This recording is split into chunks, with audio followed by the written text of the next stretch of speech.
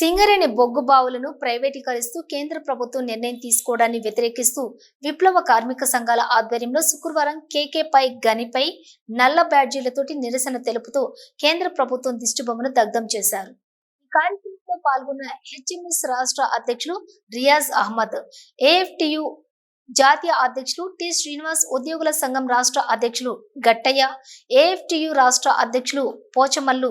IFTU రాష్ట్ర అధ్యక్షులు మేకల రామన్న మాట్లాడుతూ 139 సంవత్సరాల సింగరేణిని కేంద్ర ప్రభుత్వం ఈ రోజు ప్రైవేటు వారికి అప్పచెప్పడానికి టెండర్లను పిలవటాన్ని తీవ్రంగా వ్యతిరేకించారు. సింగరేణిలో ఉన్న బొగ్గు నిక్షేపాలని సింగరేణికి అప్పగించాలని, సింగరేణి ద్వారానే బొగ్గును తీయాలని డిమాండ్ చేస్తూ ఆందోళన కార్యక్రమాలు చేపడుతున్నామన్నారు. సింగరేణి ప్రాంతం నిరుద్యోగులకు ఉద్యోగ అవకాశాలు కల్పించాలని, సింగరేణి ప్రాంతంలో బొగ్గు బావులు సింగరేణికి అప్పగించాలని, కొంతమంది పెత్తందారుల కార్పొరేట్ శక్తులకు ఈ బొగ్గు బావులను అప్పజెప్పడానికి కేంద్ర ప్రభుత్వం నిర్ణయం తీసుకుని ఈ రోజు వేలంపాటను వేస్తుందని, తక్షణమే ఈ వేలంపాటను ఆపి 139 సంవత్సరాల అనుభవం ఉన్న సింగరేణికే బొగ్గు బావులు అప్పగించి ఈ ప్రాంత నిరుద్యోగులకు ఉద్యోగాలు కల్పించి ఈ ప్రాంతాన్ని ప్రైవేటు శక్తుల నుంచి కాపాడాలని, లేని పక్షంలో విప్లవ కార్మిక సంఘాల ఆధ్వర్యంలో ఆందోళన కార్యక్రమాలు చేపడతామని కేంద్ర రాష్ట్ర ప్రభుత్వాలను హెచ్చరించారు.